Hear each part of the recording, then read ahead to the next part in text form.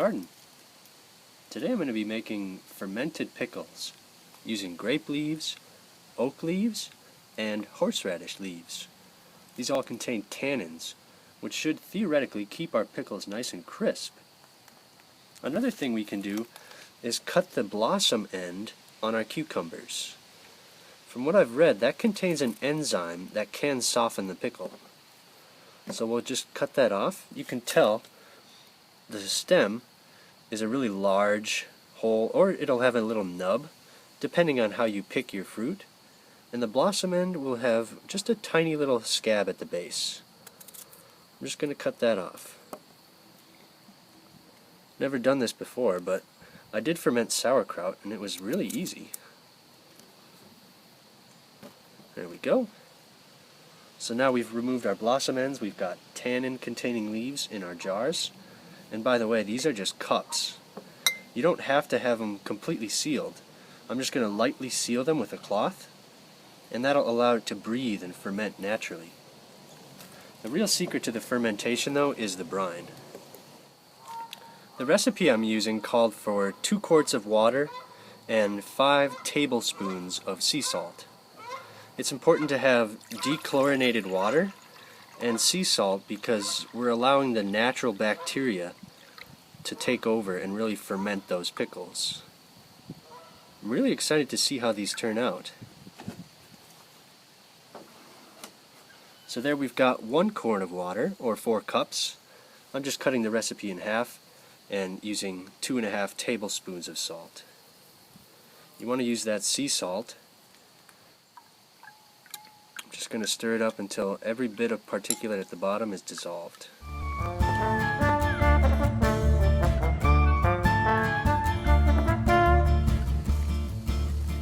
So we'll just let that sit for a minute back here while we start to process down our cucumbers. You could do this in a massive jar and just do them whole, but I'm going to cut them down into spears. And if your fruit is a little older, like on this one, it'll actually help to penetrate that brine through that tougher skin.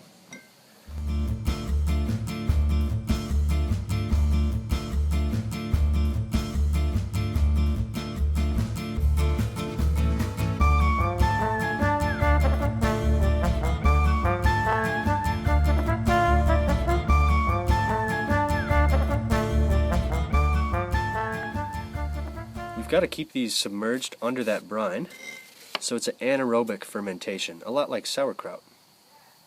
And I think I'm going to have to cut these in half. They're quite large. We're also going to add a few extra spices. I've got dill. I managed to find a few flowers. They have beautiful yellow flowers, and I think those have the most flavor for pickling.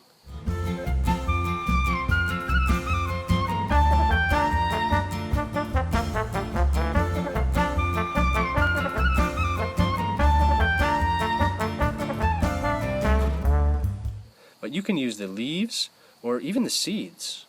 I would rather plant my seeds though, so I try to avoid that.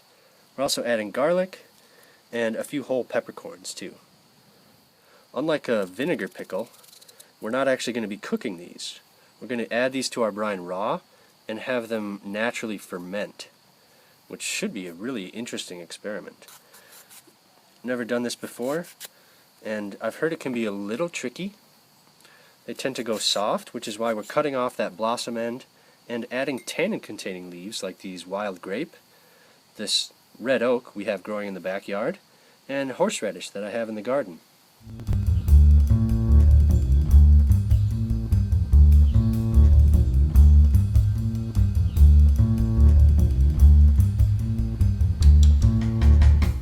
I'm just noticing how beautiful our brine looks.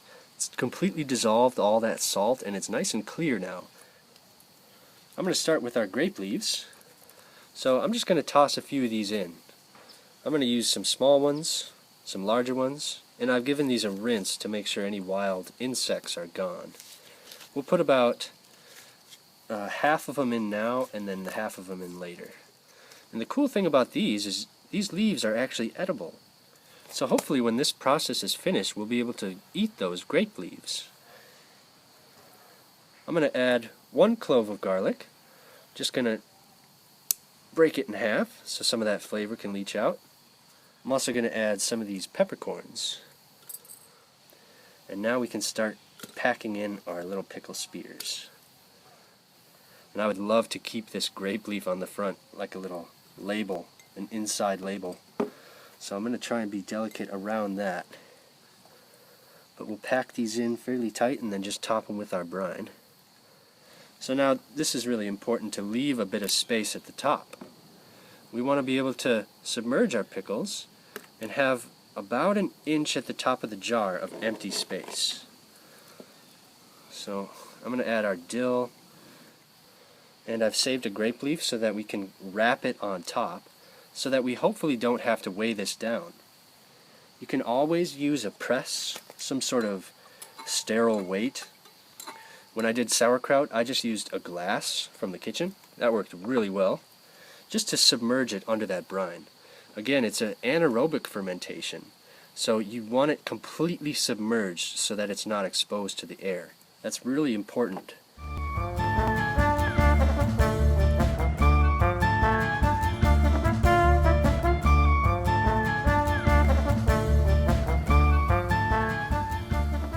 Almost up to the lid. Leave a little space and tuck in our grape leaf kind of like a cap.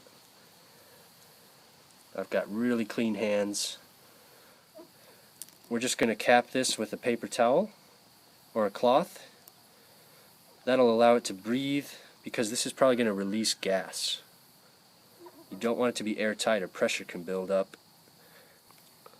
That is so cool. And I think we have enough for one more. So I'm going to try the horseradish. I think the oak leaf would be cool, but we can't eat the oak leaves. We can eat the horseradish though.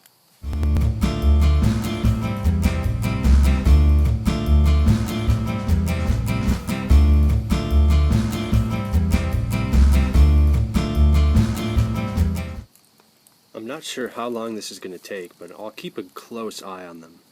Make sure everything stays submerged, and if we have to, add a weight, just to kind of press everything down under the brine. You want to keep them at about room temperature.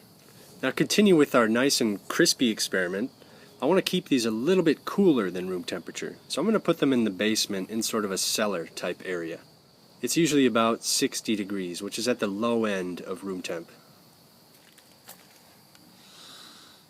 They smell really nice. This one smells really cucumbery, and this one smells more like a pickle because of that dill. So I'm just going to wrap these up nice and neat. Paper towel is going to allow it to breathe.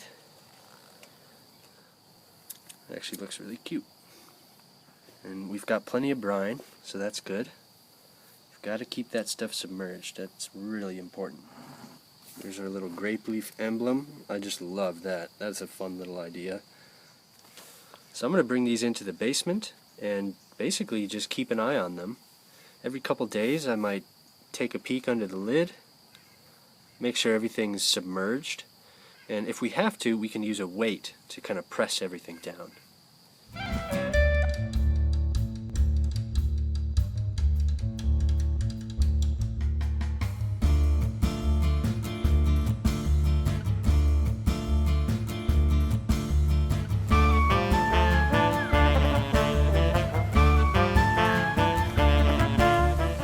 We're going to taste test our lacto-fermented pickles. These are incredible. So they got cloudy after the first couple days, and they really started to produce a lot of bubbles. I've already broken into this one, and I had a little taste test last night. Because the brine level has dropped a little bit from removing a couple cucumbers, I've actually exposed some of the tops to the air. So I'm going to scoop off some of this build up.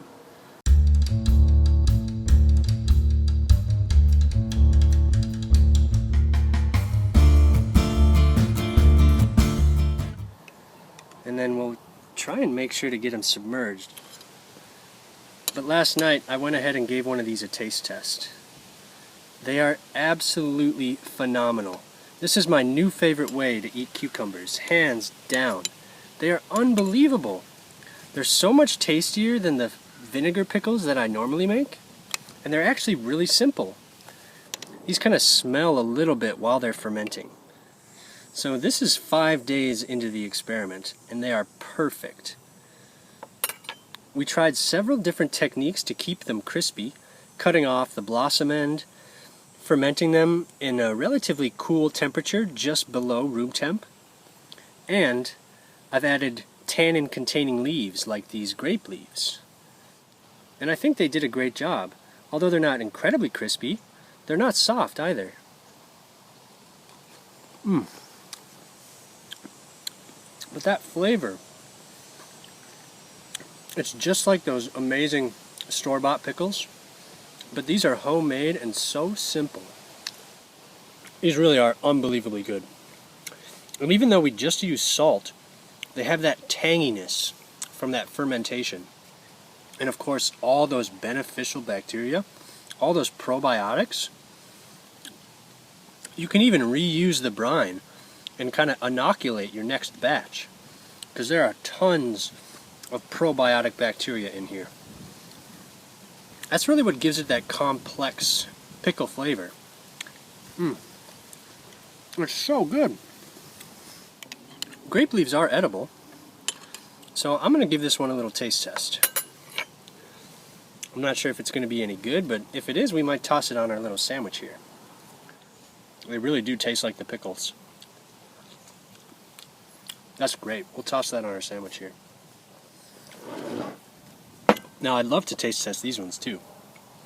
This was the batch with horseradish and oak leaves. I'm just going to take off this oak leaf because we're not going to be eating those. But there are horseradish leaves that we could eat. Notice it's really cloudy. That's perfect. That happened after the first couple days. And that's completely normal. That's exactly what you want. So let's give this one a little taste. It seems nice and firm. That's good.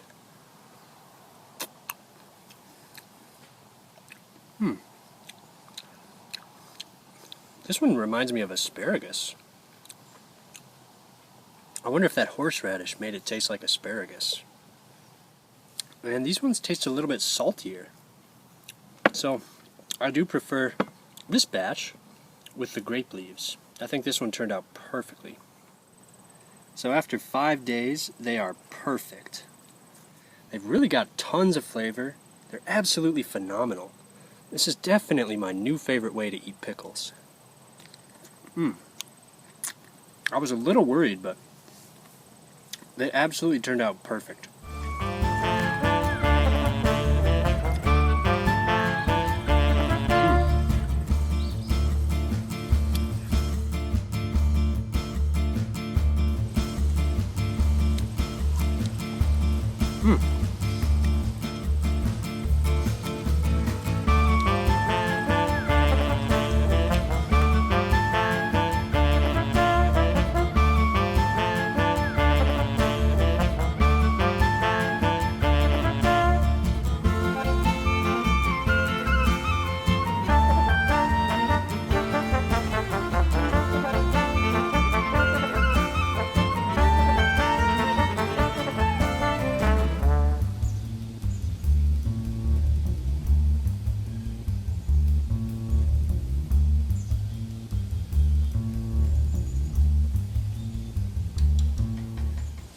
But these are really simple. They only took me 5 days to get to completion, and they're so flavorful, perfectly salty, and just have that tangy, classic fermented pickle flavor. And they're packed with probiotics. So I really hope you give this a go in your garden. Thank you all so much for watching, and I hope to see you next time.